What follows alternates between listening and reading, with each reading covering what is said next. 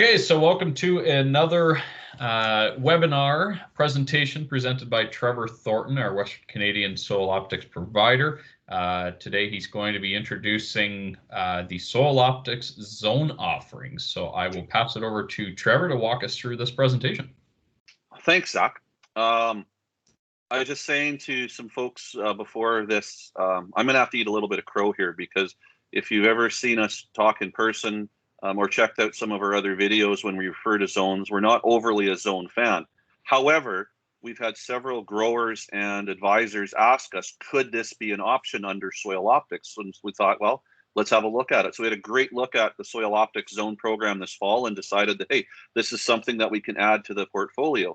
It's not going to get you the same level of mapping that the full-blown SoilOptix does, but it's going to get you some good pieces and detail. So we'll just talk a little bit about that today. So we'll just touch on the SoilOptix process because it's still SoilOptix, and the part that really is critical for the zoning is still the survey.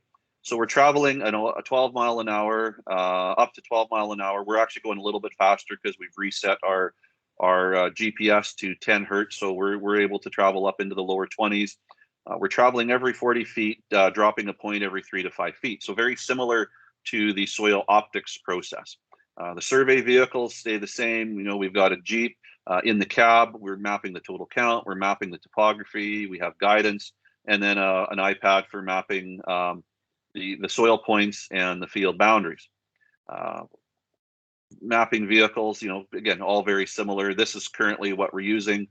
You can find some more details on what is a SoilOptix as we introduce it. And then, of course, with it, because we're mapping the topography, we get a wetness potential and drainage intensity.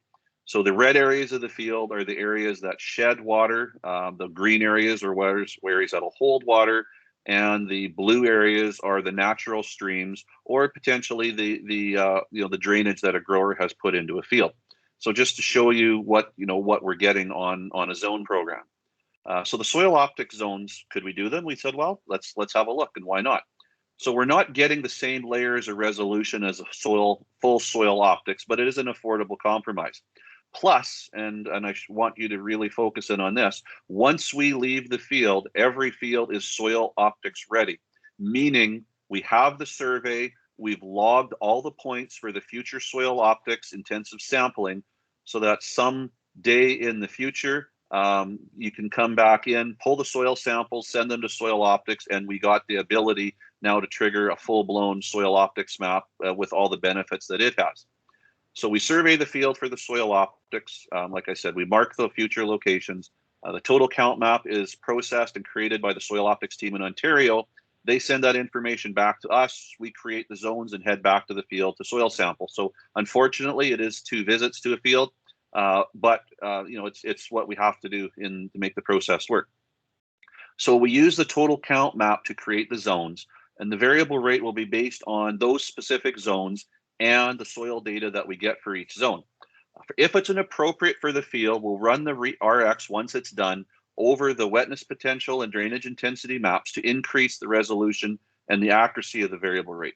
And to be honest, it doesn't fit every single field, but it is there to use if it specifically fits, or it might not fit every single nutrient that we're trying to look at potentially for variable rate. So here's a sample map. This is a map in Manitoba. You can see zone 1 through zone 5. Zone 1 was 25 acres down to zone 5 at 12 and everywhere in between. So, this represented that field. So that's how we went to the field to sample it. This is that grower's yield map off of that field. You can see some pretty strong correlations to the zone 1 specifically, for the most part, not tight, but not exclusively, and then the information. So when we look at the soil samples across that field, there's a few things I just want you to look at.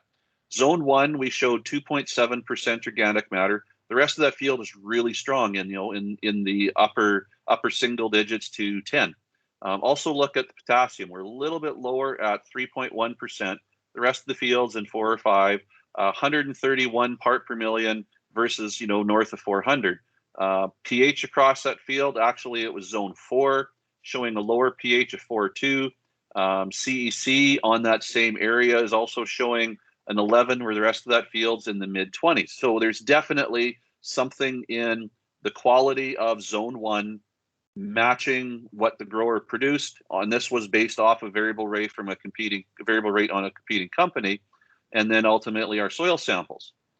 But I just want you to expand on this a little bit. This is the grower's previous zones that he had. So when you look at the grower's previous zones versus our zones, you can see we're generally trending somewhat similar, which is important because we're measuring changes in the soil. And so the changes in that soil generally trend pretty close. And their map would also generally match that yield map that the grower produced with that poor area. But look at this, look at their soil sample. So their zone 2 and 3 would be our zone 1. Look at the CEC across the board. They're looking in the upper 30s and lower 40s, where our highest was, in the mid 20s. The potassium on that farm fields was, ranging from 250 to 300, where we're showing 140 to almost 500. The base sats on, lower 1.5 to a higher 2, where we're in 3 to 4%, which is a huge difference. Phosphorus side of things, if we look at the bicarb phos from a 12 up to a 29, where we're showing, 12 to 23. So the phos matched pretty close. But look at that organic matter in the first two zones, talking at 6.9, 6.8, and we had 2.7. Based off of that, we got a huge difference. You look at the nitrate nitrogen here, and ranging from 11 to 19, and on the SoilOptix zones are ranging from 15 to 29. So we're showing a little bit more of a spread in that zone 3, which would probably be their zone 5, or even dipping into zone 6. And again, this is going to change year to year a little bit, but a huge difference in that zone 1. When we look at that yield map, take that same field and put it over 3D. There's not a lot of tremendous influence on this field over 3D, some low spots in this corner, but overall not a huge driver in being able to select zones based on topography. We look at the wetness potential map over that field, and you can see where water sheds, where water pools, and where the natural streams are. The grower actually used this map to go in and do some drainage because he wanted to get the water out of this area and kind of join it to this hill so it gets off the field, and basically connected a lot of these dots so that field now is going to produce better in a wetter season. The variable rate nitrogen map for that field, when we look at it, what we prescribed based off of the information that I've shown you, we're ranging from 84 pounds of urea up to 226 pounds. So that's the range that we're looking at. So we got quite a bit of range top to bottom. This is our variable rate potassium, and because it was only zone 1 that was low, that's the rate that we're going. So we're going 100 pounds of KCl in those areas. We're really aggressively going after it, and 0 on the rest of the field because there'll be 0 response from it because the potassium levels are so strong. Looking at a variable rate phosphorus across this field, we're ranging from 58 pounds of MAP up to 117, and varies based on the soil information and the zones. Again, zone 1 and looks like zone 2 are getting the highest recommendations. Variable rate sulfur, we're not sure if he's going to trigger it, but he wanted to see what it looked like. And we're from a low of 42 pounds of 210024 up to 167. And again, it's that zone 1 that needs that highest response. So not only did it need the most nitrogen, it needed the most potassium, it needed the most phosphorus, and it needed the most sulfur. So why is his yield map low? Well, his previous supplier identified the zone 1, but whatever they did in their sampling, or maybe it was their lab choice, that the extractions weren't right. So I've also had some questions, can we variable rate lime from a zone? So I thought, well, let's have a look at a couple of fields. We sent both samples to the same lab at the same time. So one is from the full-blown SoilOptix and the other is by zone on the same field. So this is the field, again, in Manitoba here, where we're looking at the zone. So again, zone 1 to zone 5 across that field, and the soil samples. So we're looking at a pH of 6 to 6.4, calcium levels in the mid 50s to the low 60s, or sorry, high 60s. This is the SoilOptix % calcium layer. Most of that field's 55 to 65 with a little bit in that 65 to 75.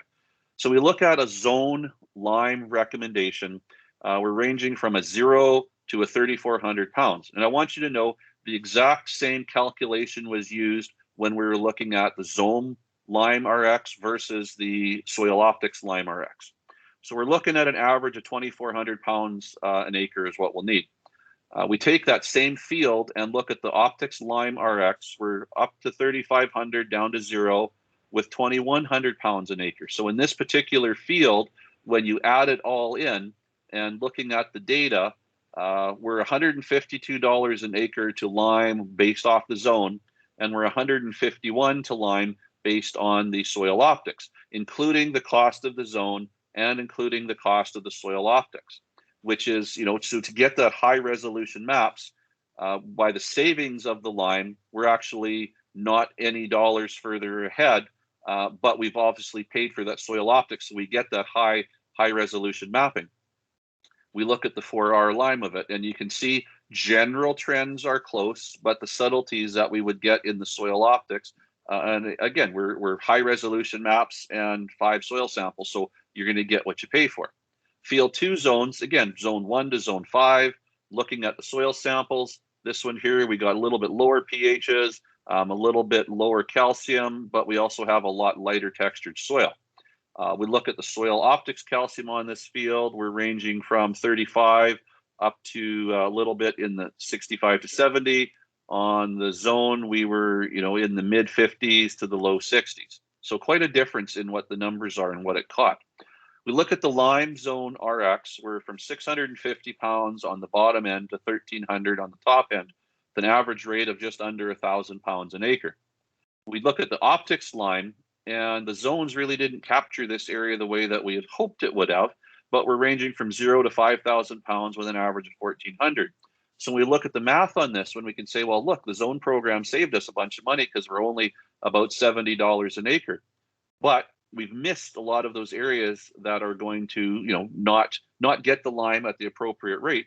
So yeah, in this instances, the lime program cost almost double what the zone program did, but we know in confidence that we're getting those areas in the lime in the right areas. So when you look at the maps together again, the 4R of it, right rate, right time, right product, right place, this one isn't getting the right place or the right rate, where the SoilOptix, full SoilOptix is dialing it in.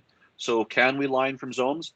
I would say if the zones show a similar requirement, maybe some low-level liming is possible, not necessarily variable rate. But if you're wanting to spread the variable rate side of things, it's best to look at a full SoilOptix to do it right. For the zone program, we want to preferably map the whole farm for the zones. 10% of the acres should be triggered every year to go into the full SoilOptix maps. So there's a discount for mapping and SoilOptix if a grower does the whole farm.